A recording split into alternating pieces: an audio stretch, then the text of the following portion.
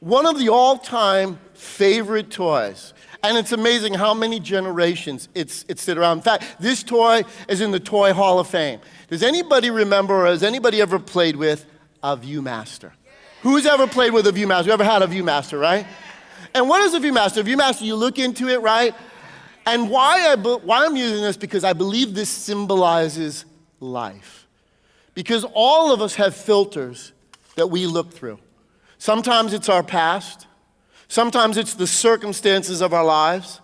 And why is that important? If you're taking notes with me, listen. How we view life drives how we do life.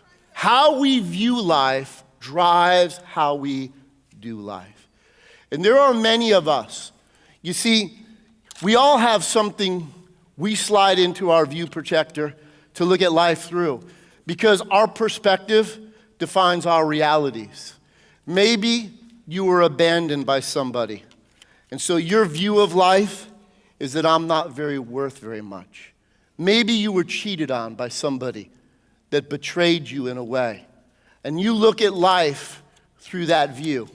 You know, when you've gone through a tragedy or difficulty, how many times do we view the things in our life? We're afraid it's going to happen to us again. It begins, or if you've been the one that messed up and you've been the one that failed, you're the one that hurt other people in your life. Isn't it amazing that the holidays have this way of magnifying sometimes our greatest failures?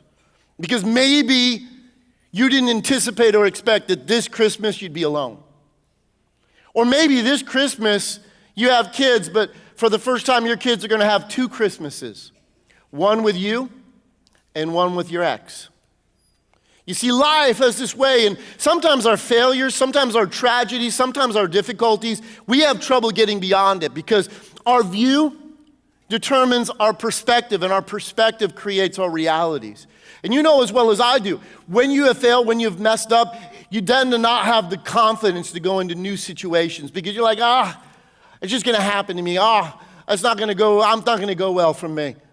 Because how you view life drives how you do life. And your enemy exploits that. Your enemy, the devil, he attempts to chart your future based on your past. You all know as well as I do that when you've experienced something in life, sometimes it affects the way I told this, when I was growing up, I grew up in Stamford, Connecticut, and our next door neighbors were Russian immigrants, okay? Now, their kids were all a lot older than me.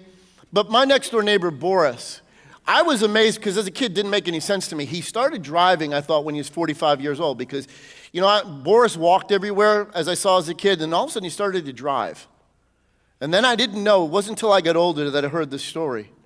When Boris was 18, he and a few of his friends were out drinking, and he was driving, and they got into an accident, and 2 of his friends perished. Do you know he could not get behind the wheel again for years?